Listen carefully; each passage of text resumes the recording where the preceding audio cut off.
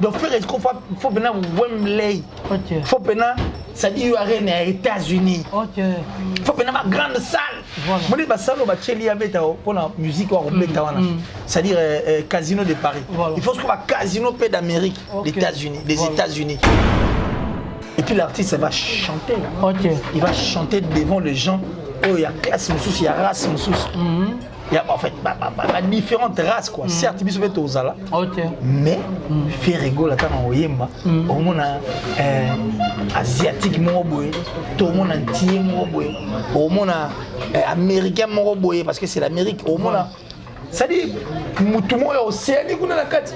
Ah yo c'est qui? Pour dire que Kabose, nous le bibiso toyoki, tozu acte. Mais le plus important, dynastie aux athées. Mais peut-être que dynastie est sengaïde. Alors on soit la dynastie Arbomasco au jeu. Oh ma place ni parce que ma bien là déjà. Non mais Arboma fait jeu. Pour ma bien ça a pouvoir familial. Soyez n'est pas de la famille. Dans la Kabose. Il y a des choses à faire en fait. Il y a des choses à faire. Il y a vraiment des choses à faire. Il y a des choses à faire. Ils ont un studio Betanze, je me souviens, au acoustique, ça passe quoi donc. Ça peut faire du bien. Et ça est bien. Ça on sunde. Abet on tourne ninga ouais, pas esprit. Ba pese sumbo ngote na ndenge ne ba somba avec que tant bayoki ici, Batunze me regarde moi. Voilà. La voix avait séduit. En dehors de séduire, ils sont allés plus loin pour savoir. C'était une voix chantée personnellement comme ça. Voilà. Et puis Bamituni capable. Et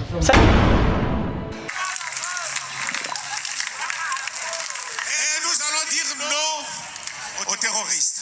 Merci.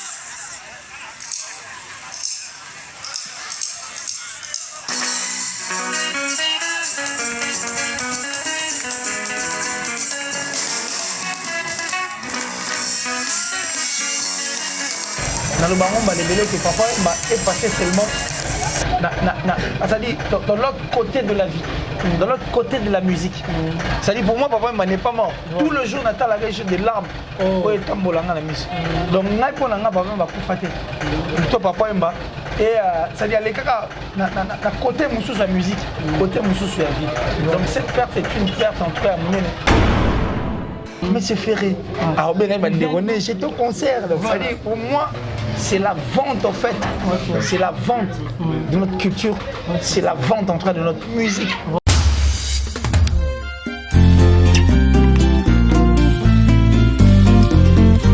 Ndoto est comme réalité. Zavanteme, porte d'entrée à Formbuta. Voyage me makinga mosika na Genève mama mokolo yango mvula ebandaki konoka po ebenisa bobutani yanga na yo Danilo Sambo nakiti na aéroport à Cointrain nazeli telefone eleli bambuteyage lekio mabanzo Jean-Claude Salambango ngana komi kolemba Matalina ya banza ma ministre napwaki miso na ngambo namoni ye fololo ekongenga pesanga lipasa rose motema ya moto motema na ngai etondakisa oyo oza fololo na kati ya osea naloni yo lelo na motema na ngai monatie botalelanga Congo température ya maman Rosette la fleur na dambu Congo température eye na mopepe asika ya tobina e Congo température eye na mopepe asika ya tobina e Congo. Voilà, merci beaucoup très cher internet, vous suivez vos solos la musique partout dans le monde entier, ça dépend de l'heure à laquelle vous nous captez partout dans le monde entier. C'est moi votre humble serviteur héritier Iboula Mouya Kanabango Nyonso après Joe Poster et Zalakande, Richard Mouini, Bakoko Yalunda, Ozu mon vieux Voski depuis les États-Unis, pourquoi pas Blaise les Padres depuis les États-Unis. J'ai dit merci beaucoup à acteur Rigon, son père, l'homme vrai. Pourquoi pas Luda Christonando, aspect des États-Unis. Merci beaucoup à Lucas Chiquito, le patron silencieux. Motema Ariane la Chocoline, la douce. Pourquoi pas Rite la cadette, Maman la mène. Pourquoi pas Jofi Social Nzungu ya mène. Donc on va tout Rolanda Bisso. Papi Pambou, na kati Afrique du Sud, en tout cas je te salue. Merci beaucoup. Champion Wadol, le tout puissant champion Wadol depuis La Rochelle, pourquoi pas André Chamotomètre Bebazi Beba Chafouin au monde un moto aliaka mbongo na bato na makofi ne pe na mbongo na ye moninga ya Kakato Mandala. Merci beaucoup à Maman Fanta Fofana, pourquoi pas à Maman Présidente Bibi Chou, Motema Cédric et Makela. Merci beaucoup à Naomi la japonaise, les motivateurs, tous ceux Lissoyi. Donc merci beaucoup à coach Emmanuel Kalonji. Donc merci l'équipe Mobimba. Oba Simba Bongo l'artiste. Donc merci beaucoup na bandego balingaka héritier Ibula Mouyaka na bango nyonso. Aujourd'hui par rapport à l'actualité musicale, héritier Ibula Ayambe Libino, Killer Kilesi, que je le dis. Bonjour, Killer Kilesi. Ah, bonjour, héritier Iboula. Donc, c'est-à-dire Miyaka Solo. Bonjour à tous les amoureux de cette grande chaîne. Et puis bonjour à tout Balina Killer Kilesi. Je vous aime énormément. Et je pense qu'on va. Donc, déjà, ce qui est sûr et vrai, la semaine prochaine,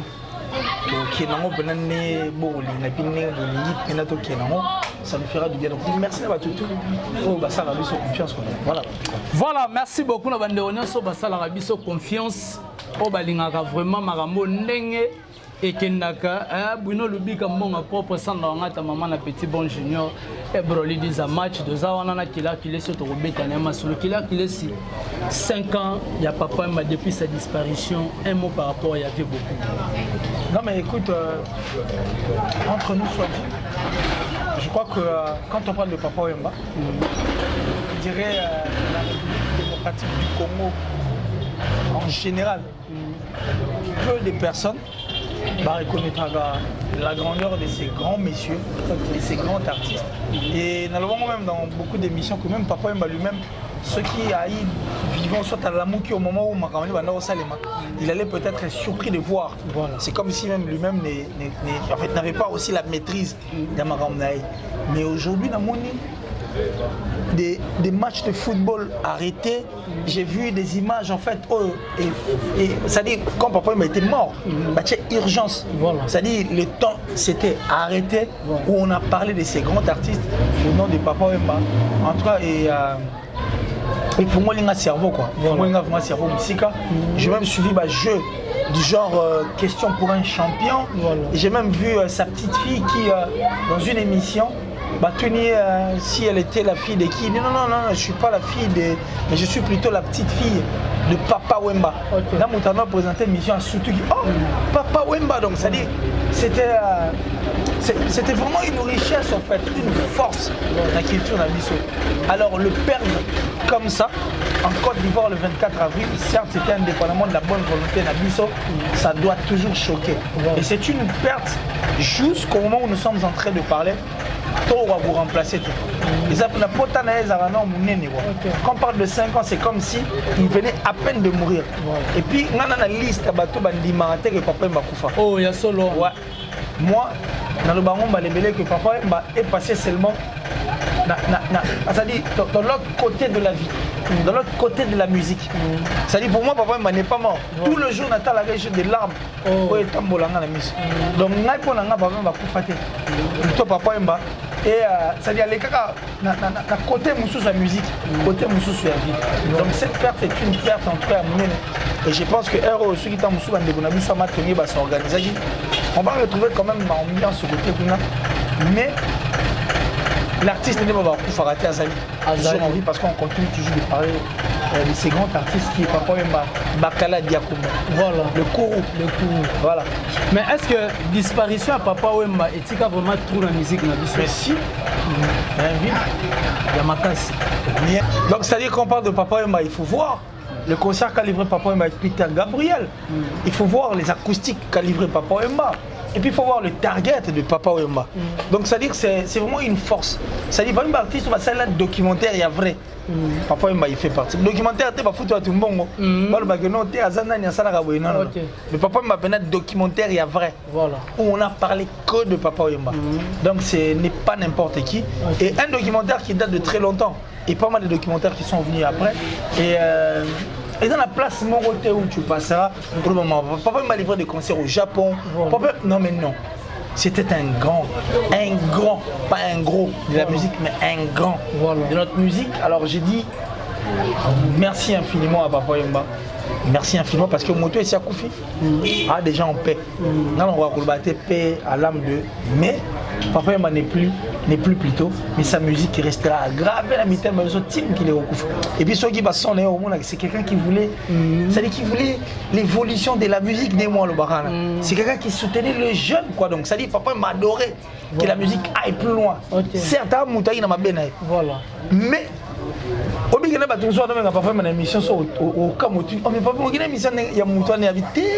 c'est la presse, il faut honorer, il faut y aller. Voilà. Ça dit, on vend quoi. Donc, alors ça va featuring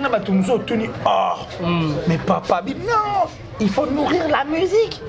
La musique doit être nourrie quoi. Voilà. Donc ça dit ça vaut la peine. Voilà. Donc je dis merci parce qu'il était omniprésent. Il était présent voilà. Il était présent, prêt à tout et toujours prêt quoi. Voilà donc Papa Wemba. Salut et merci infiniment. Surtout une école à vivre la musique à Tigre. Voilà, merci beaucoup. J'ai dit merci beaucoup à Papier Kofo depuis Turquie, donc à Rolanda. Merci Torche Komaki. Moi, je crois c'est maintenant que on a vraiment eu Torche Rosala. Primer vraiment l'émission pour que ça qui te connaît est-ce qu'aujourd'hui la disparition plutôt à Papa Wemba ba musicien na biso batikala est-ce que ndenge le 5e année est-ce que va penser et là on y rolo bana bon parce que tout le monde a le droit ba beta en tara ba ti para en te rolo bani bon moi je crois que la réalité c'est belé dans Marambo. Il y a vraiment à boire et à manger dans cette histoire. Parce que Papa Wemba c'est un grand. Je veux qu'on se retrouve autour d'une table d'émission solo parce que ça vaut la peine. Moi, je tout et ça pour Papa Wemba parce qu'il nous reste encore quelques grands. Et puis ces artistes qui se disent que toi on va grand tout ça les forts poussent babo sana tek bangope barokoma grand. Alors ce qui est arrivé à Papa Wemba va arriver à tout le monde. Et par contre, ne bamba au monde makambo et salemeli Papa Wemba. Tant bango ba ozalate. Vous comprenez? Bana bandeko batiki. Et là on a fait servir biso de leçon, mais eux aussi on a pris pour analyse ou en analyse on a été. Moi je ne veux plus qu'on parle d'analyse parce que d'ailleurs remarqué maram tout ça les analystes sur haut biso. Tout ça, ma vie biso. Ça dit nga na bandeko msusu que j'estime, j'ai dit merci comme ça à notre Kouloutou tonton promo. Voilà. Merci infiniment. Merci d'endeko biso accompagner. Moi je crois que pour biso tout ça les remis décryptage. Ça dit ça n'a pas les niveaux d'analyse. Les analyseurs restez là où vous êtes. Biso toi on a pour nous décrypter. Donc je crois que on est au côté en profondeur. Si les bons dieux vont nous protéger, parce que j'ai une émission en moins comme ça, on va le faire. Voilà. Ça coule quoi, ça coule, ça continue de couler. Il faut vraiment tout cela parce que c'est une occasion quoi. La musique doit changer. La musique fait à la maramoussous. La musique fait le moins la futilité. La musique fait le cas avancer. Pour avancer, ça n'a pas de exercer. Parce que la musique en auto, ça, la musique va décommencer ça là. Mais ces gens-là font cette musique. Mais pas au sein de la musique actuelle, les autres. La musique actuelle est un makambo qui liquide. Mais bon, une émission en tout cas pour ça. Voilà, une émission pour ça. Donc, on va s'organiser pour to réaliser émission. Organisation émission, voilà. Soit les gens peut-être parlent, bon non, on dit le niveau, place pour tourner. Mais place toujours tourner ça par rapport parce que pour ce niveau le place mobile ça demande de l'argent. Ils ont fait l'été, ils ont gratuité, mais tout le monde a opé ça vient ta flat naïe, tu as ça vient espace mobile salle de fête pour ça la émission, ça demande de l'argent. On a des choses à dire, on a des choses à dire. Ça dit maman paie c'est ça quoi. OK.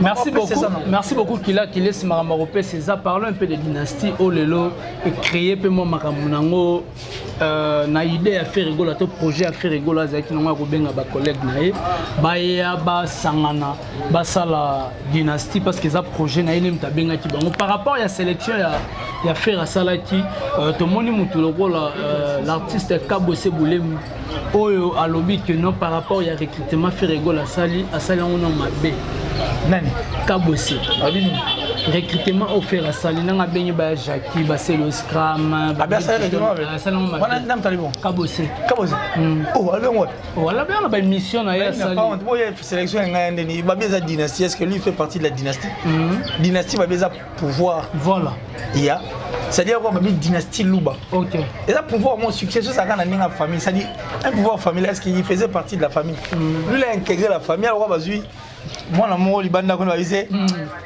le gars a bonne place à la tête, tes yeux, tes cheveux. Mais est-ce qu'il fait partie de la famille? C'est la grande question qui doit se poser. Là, on a fait appel à bateau, c'est-à-dire la famille Wingé. Voilà. Vous comprenez? Bateau, et puis faire appel à ses amis. Est-ce qu'il y a là, on a les marqués? Voilà. Est-ce qu'il y a là, on a la maison mère? Oh, Azala la maison. Azala te? Oh. Intègre maison mère, papa. Kabose intègre. Oh, ouais, maison mère. OK. Si, Kabose, tu vas dans la Kabose. Il y a des choses à faire en fait. Il y a des choses à faire. Il y a vraiment des choses à faire. Il y a des choses à faire. Zonga studio Betanze, je me souviens, au acoustique ça passe quoi donc. Ça peut faire bien. Et ça est bien. Oh ça on sunde. Tu abeta on tourne ninga ouais, match esprit. Ba pese sumba on na ndenge ne ba somba avec si malin. Mais quand il y a so il y a Jackie aye et perturbé. Tu sais le aye au perturbé bateau. Sélection ça les marquis, sélection les marquis à ça. Bon. Toi qui n'ont pas ninga les marquis là. Qui nous laisse tranquille. Kabose, tu as des choses à faire. Tu dois te concentrer dans ta musique. Tu dois savoir quoi faire. Moi, je l'avais dit dans une émission que tout est né ba clashaka. Ça dit le clash, la polémique, certes, ça bien. Et ça m'a bêté que ça ba polémique. C'est bien de faire ba polémique. On est ça m'a bêté. Tu encourages à monter. Mais polémique est nécessitera moto yo ciblé quoi. Et ça ba tout mususu ciblé na musique. Bon comme c'est le adversaire na et quoi ici. Et puis aux hommes à souder. Il y a ba tout mususu va clash raté. Il y a tout mususu ciblé ici. Il avait mal ciblé et puis il avait mal réfléchi. Donc c'est pour dire que Kabose nengo le biso to yoki. To 8 actes. Mais les plus importants dynastie Ozate. Mais peut-être dynastie est ngaide. Et alors ça la dynastie a bomasco au jeu. Ma place ni parce que ma bien là déjà. Non mais Arbo m'appelle jeu. Pour ma bien ça a pouvoir familial. Soyez il n'est pas de la famille. Voilà. Il va adopter. Oui, est-ce qu'on passe là? Bah Montana pas bêta pas bosi bosiana. Ah bêta kuna. Montana ça là pas défaut, pas défaut. Il est passé là. Papa la biso. Donc il faut c'est la papa sur anti-choc. Anti-choc. OK. Donc Kabose c'est là Fifi me foudé. Non Fifi me foudé. Ah on doit ça souhaiter. Ah on perd son âme. Bande ko balimisa. Kofi Ali Baba. Ah voilà. Alors pas de faute. Pas de faute. Et pas Benz Bozi Bozi. Ah voilà, moi. Je n'ai DS mon kangi. Voilà. Tu vas mettre ta dynastie na bango. Famille un t-shirt. OK, mais Arozon on ne peut pas faire des fois parce que Montana le bas. Pour les montrer adopter. On ne peut pas adopter. C'est comme si Abandaka pas de Bozi. Bozi après pas de faute. Ça va bon. N'importe quel son balai. Anti-choc na il y avait la biso de fois. Il y a ni Shock Star, non? Il y avait des fois Shock Star. Big Stars, voilà. Donc entre les deux familles, entre Big Stars, na anti-choc. Zela, place yo bandela, soki bazu initiative, ya obeta banzem. Dynastie. Oh, bacha pe dynastie, famille na beta funa pardon. Tira na bandeko. Ah, tira bandeko. Voilà. Et puis bon, ça ne va aboutir à rien, tout ce que tu es en train de dire. On n'a pas besoin de toutes ces distractions. Concentre-toi dans ma gamme. Si tu as un album sur les marchés, concentre-toi. Voilà. Ça. Là-bas, tu vas faire tranquille, na bande qu'on a, bah ça la maman. Voilà. Qu'il est si faire rigolo. C'est Boulem. Il y a bien. Il y a même ça comme RDC. Il y a solo. Ouais. Et le remarquage. Oh, tant que bête acoustique voilà. RDC. À l'équipe maman comme mamie là, na drapeau abi, Nicolo va bien RDC. C'est solo. Charge RDC. Ça vous Boulem. Yagobia, Yagotumba. Voilà. Beaucoup de choses à faire. Ok, merci beaucoup. Parlons un peu à la conférence de presse. On va faire rigoler à ça avec la Belgique. Avec la maison de production et un site Overlook. On va faire rigoler pour Bétissaïe, Casino de Paris. Et ça par rapport à apprécier qui chanson Regarde moi puis un homme acoustique. Et puis il faut préciser que tant que ici, Batunze me regarde moi. Voilà. La voix avait séduit. Ok. En dehors de séduire, ils sont allés plus loin pour savoir.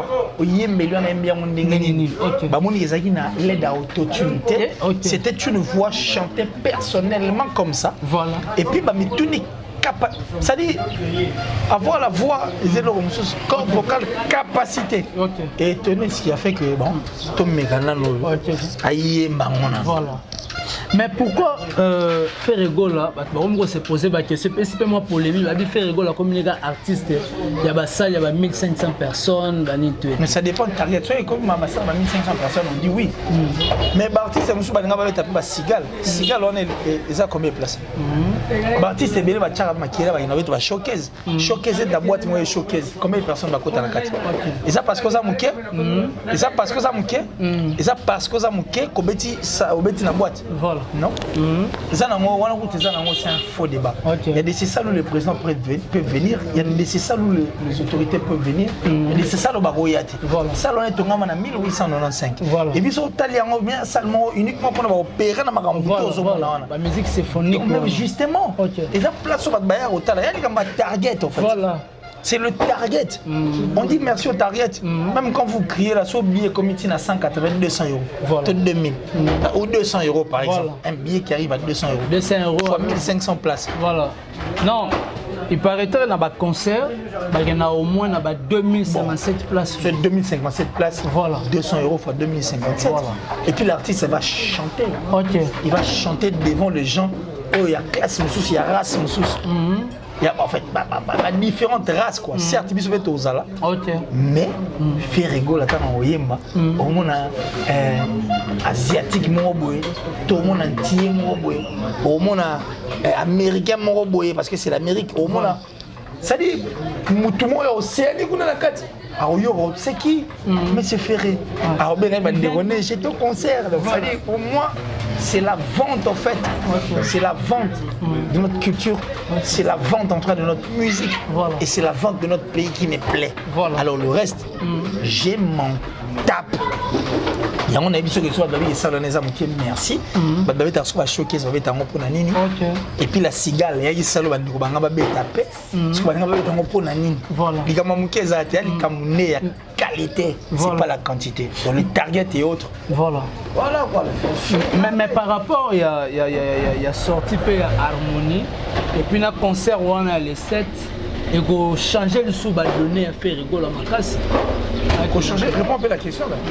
Qu'on change badonné par rapport faire rigoler à lancer la carrière de la musique urbaine et puis au concert moroboué na genre de musique urbaine et qu'on match sous grandeur à faire rigoler.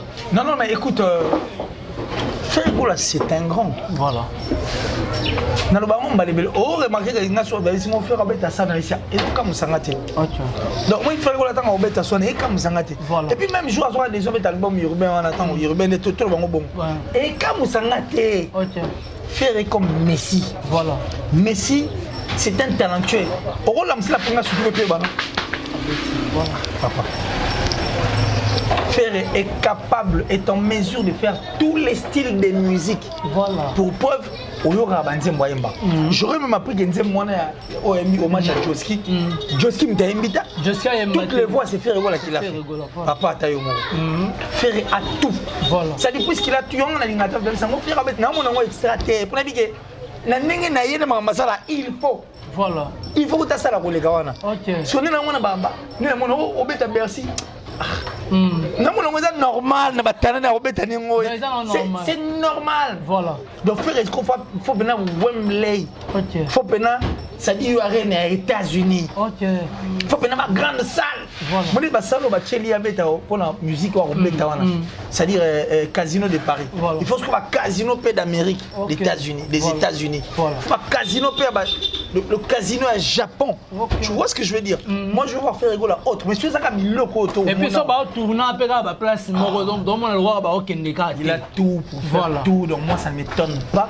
Et je pense que ça ne va rien changer. Mais sauf qu'il va seulement permettre à ces gens de comprendre qu'il y a un artiste au nom de faire rigoler en République du Congo qui change bien comme ça. Voilà. Donc les Guinéens, ils étaient dans le Cameroun. C'est qui? Ne les Guinéens. Les Guinéens. Ah, moi, ils ont non. Et au changer, ça n'est. Oh. Papa. Nini. Yope. Batika nini kile c'est batika nini. Mais il s'est rappelé na mungwa.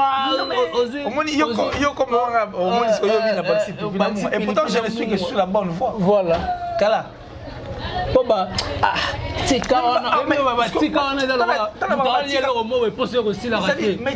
faire ça poser aussi la tête na musique na biso. OK. Ça pose ça aussi la tête parce que faire à penser le plaid de beaucoup de personnes sous Carlito. Est-ce que beaucoup de gens de l'élo Totuna papa. Totuna quoi? Totuna Zimzim Zidane. Totuna papa. Aliga Carlito tellement que. Mais Carlito comme on est plus côté chrétien. Voilà. Mais ce qu'on va retrouver les attaques qui voient Carlito musique chrétienne on comprend. Voilà. Mais ce qu'on fait s'il est là encore cette touche El Shabab. Voilà. On pense à Madilou. Okay. On pense à Pépé Calais. Voilà. Et puis aujourd'hui on peut dire nous sommes fiers parce que tu organises on dirait, mais on touche. Il y a Joski qui aime beaucoup. Voilà. Donc c'est dans ce sens-là. C'est pour te dire qu'il a tout. Moi, rien ne m'étonne qu'on fait quelque chose. Et comme ça, on a dit, mais ça s'occupe, ça s'occupe. Mais oh, mais ça, tu m'as enveloppé. Mais c'est normal, il faut tchango parce que c'est lui. Okay. Il est talentueux, c'est pas un préfabriqué. Quoi. Donc voilà. Quoi. Ok, merci beaucoup. Ce n'est pas un préfabriqué. Donc, quelle heure qu'il est sur tous en ailleurs? Est-ce qu'il y a déjà un musicien congolais ou a déjà album urbain? Album urbain. Mais oui, il y a tout solo là. C'est pas Zali. C'est pas Zati. C'est pas Zali. Musique urbaine, barbarisation, musique. Musique, il y a place aux Zalélites. Cassimo, il faut mettre en combien de fois? Il faut arrêter. Ça dit, comment on dirait? Macro, pour moi, c'est un peu compliqué. Comment Troïka? C'est un mot qui vient mais qui vous perturbe. Voilà. Les gens macro économique. Non, mais non, c'est pas possible. Batika soto vanda. Batika biso. Batika biso nini. Batika soto vanda to. Batika soto. Oh. Ezaki na musique internationale. Nzoka bat babeto ko musique internationale. Donc musique internationale. Voilà. Bat internationale za musique na bangonde. Koffi Olomide na Inosbi. Voilà. Faire rigoler pas jouer na rumba trap na. Voilà. Ce qui te vérifier on peut jouer ça na bongo. Mais vous avez déjà bon parce que Koyoka na extrait toza Koyoka, toza ba déjà qui non asa déjà na voix. Bon aussi bon, on va rester là dans ma balivien papa. Voilà, merci beaucoup avançons donc merci beaucoup avançons. Qui là télé c'est featuring Samarino et Inos. C'est du lourd. Ah, c'est du lourd. Ah, de Tiger. Oh, le tigre. Voilà. The legendary shit. Mais il faut arrêter quoi. Bon. Non mais ça dit c'est. Non mais écoute, Innocent, Inosbi, hein. Non mais c'est une force. Ok. Le bac n'est pas une méchanceté na biso. Ok. Mais Inos, c'est vraiment une c'est vraiment une méchanceté. Non, on tourne on dit maté. Ok. Mambazo ça. Oh. Talaka, Jean Marty Sabi de Young King. Na France 24. Babenga de King. Peut-être de légende qui est afro. Ok. Afro Congo, c'est-à-dire afro na musique, na bisonné la musique na. Ok. Papa Inos fait parler les gens. Ok. C'est une force. Mon tu vois, tu as vu Samarino, tu as bête à net. On dit peut-être Inos ça a la touche ça a changé les couleurs. Et puis Inos c'est vraiment un ambassadeur vrai. Et puis il a toujours été vrai envers lui. Vrai et réaliste, sincère. Et c'est de cette sincérité qui fait que Lelo, il est combattu seulement parce qu'on vendra bien notre musique. Voilà. Qu'est-ce qu'on dit, moi, des bêtises? Il y a un succès au Cameroun, et ça, conseil à vie. Voilà. Bah, oui, même. Alors, il est bien. Quand la tobana, kobalana, moi, Lelo est comme mon sol. Mais toujours pas la tête pour l'art, t'es net, la famille merdée. La réalité. Oh là, réalité. Et ouais. T'es, tu bala période bien. On a balaré 19. Mais imaginez ce qu'on l'autre comme il. Mais petit. Mais toi, ah, papa, il faut arrêter. Il faut arrêter. C'est imprévisible. Ici, c'est imprévisible. Mais bon, en fait, tu peux changer. Non, mais tu peux changer de l'argent, ta moussuna, toi tu en as 20. Mais l'autre était camarade, 10 000, ok, écoute, 15 000. 15 000, c'est ça. Mais un conseil très gratuit. Mais ça dit, les millionnaires, tout ça, un coup, ça dit, ok, il a fait ma mère née. Voilà. Ok, tu as une veste, tout na haut. Mais il faut ça. Moi, ça, 50. Ça dit 250. Veste à bien, il faut la veste à l'ocom. Mais ouais. Si il faut le garder à 250, on est à voilà. Tu es dans la salle, salle, il y a là tout ce qui battra la kanda. Ça dit salle, tu es en là. Mais ce que comme fête soit à la zone 6h, il y aura. Mais les 19h. 20h au 4. Bon, imagine, on va faire 14h. Au 4, on a 20h. Tu m'as pris comme $1 500. Et puis, ça veut dire qu'on a fait à 20h. C'est compliqué. Ok, la Mariano, tout le tabac. Voilà. Une chanson belle, un concept de la nature, c'est-à-dire qui est vrai. Baba la mon akala, yo au communal. Bobo qui si siko batu aboania, boloyi ba ku faranzala. Bolandi mituka, lelo et bon wani matuka. Voilà. Un conseil. Voilà. Yo moni jake kuna ba okata tabamutu. Yo za meme, tabaguta lekio na maeli. Yo meme c'est vrai quoi faut moi maeli était. Ba okata tabamutu. Il faut même on a une gaze. Même ça ya taka comment mutu. Oui, gaze. Visibilité à pas si folle on a ninga bon gaze à même. Ça même toi ça gaze. Oh, bah bien comme même. Bon et puis c'est bien kanda papa. Oh kanda ni boyo kanda. Mon biku ta zuna mbongo ache po ba bunda gaze nana na inos ba programmer dans stade. Gaze à la mutu gaze non? C'est une personne. À mon niveau tu n'as déjà plus là qui est plus loin pour le baguette bango abigo inos ça na succès il y a l'équipe on a succès. Dis Abdul. Oui. Personne. Oui.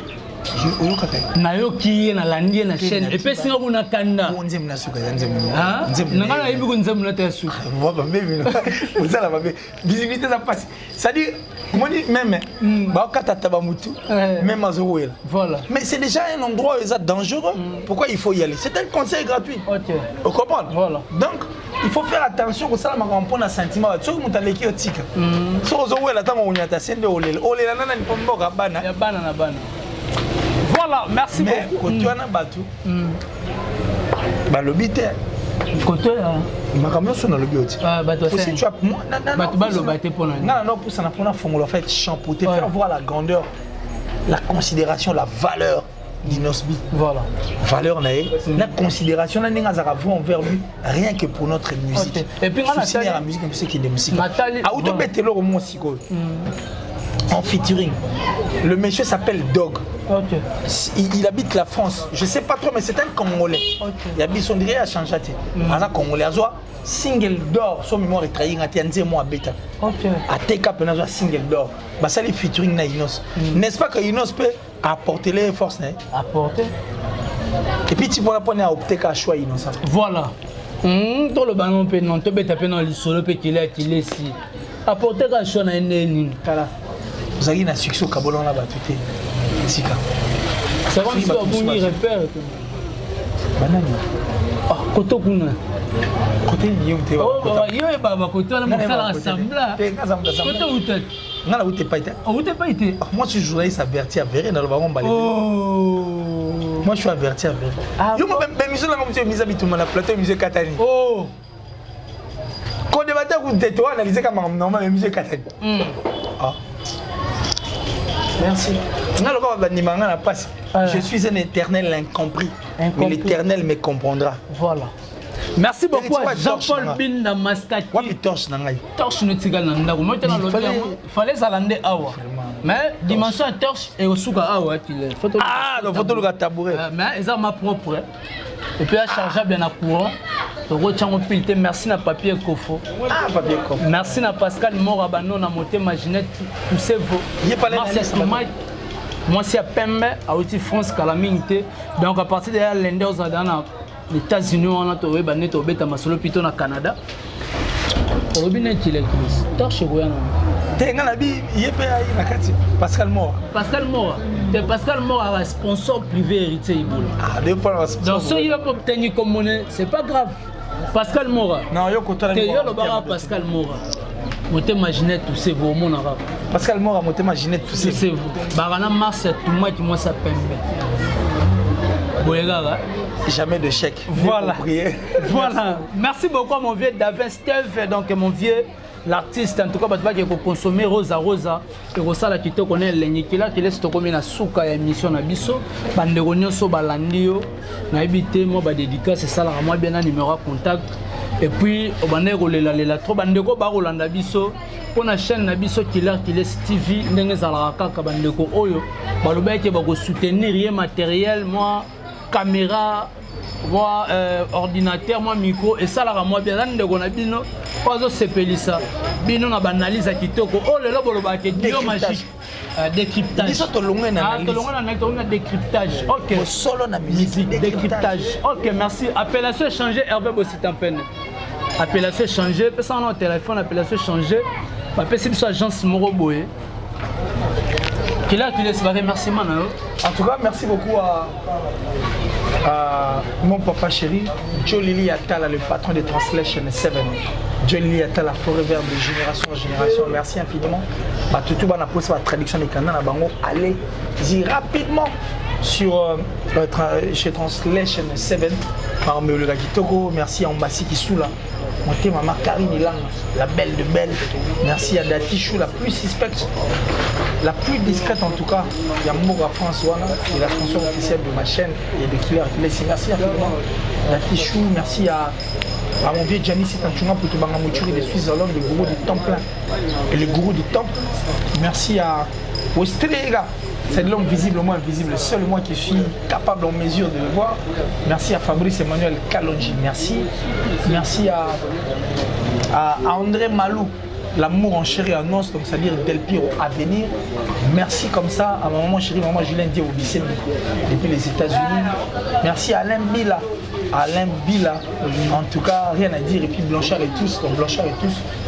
Merci infiniment l'enfant propre depuis les États-Unis. On va trouver le Killer c'est le plus 243 89 526 54 54 plus 243 89 526 54 54. Je parie que à l'aide de ces numéros, nous allons plutôt nous appeler et puis s'écrire quoi. Mais abonnez-vous massivement sur Killer TV et ça vous sauve bien. Voilà, merci beaucoup na bande Rono so bazoyi ta kolanda biso. Merci beaucoup na Kerit. Donc merci beaucoup na yo en tout cas na bi une assistance à kitoko au sali biso abi gossip DLC News les makambu. Donc merci beaucoup na bande Rono so bazoyi ta kolanda biso. Merci beaucoup na papa JP depuis Istanbul par le biais agence assure na roya repesa bino na combo agence depuis Istanbul soko lingo tia biloko na yo ekoma na Kinshasa na nenga kimia to repesa na numéro papa Jipa zana na kata Istanbul na bokasité ya papier Kofo biloko ne rekoma normal sans problème dans des cas to zu combo boyo wango dana ba différentes émissions. Merci beaucoup na Jonathan Kwenda depuis Atlanta. Merci beaucoup à mon vieux Mbuta balobi Richard Mwini Bakoko ya Lunda, pourquoi pas à acteur Rugen son père homme vrai. Merci beaucoup à Drisha motomètre bebazi beba cha foin au mona yango moto aliaka mbongo nena batu moninga ya kakato mandala. Merci beaucoup na yo. Merci na bande nyonso bazui temps vraiment Rolanda héritier Iboula boza tellement belé ko cité ba kombo na bino faut comprendre. Merci beaucoup à maman Rosette et la fleur d'Ambo. Merci beaucoup na musée na sima caméra puis na assistance. Il y a Elvis Pocho. Merci beaucoup à mon papa Chirokinoa ni papa Bimangu et belé. Merci beaucoup aussi na Hervé Bossitampene na Simaya na montage wana esalaka kitoko na elengi bandeko nyonso balingaka héritier ibula so olingo contacter héritier ibula betaka plus 243 89 95 59 158 plus 243 89 95 59 158 wana vraiment okozala vraiment mobimba nde nalobaka souvent tomonani soki nzambe azongi nanu te play monatie botalelanga Congo température ya mama Rosette la fleur na dambu Congo température eye na mopepa sika ya tobina e Congo température eye na mopepa sika ya tobina e Congo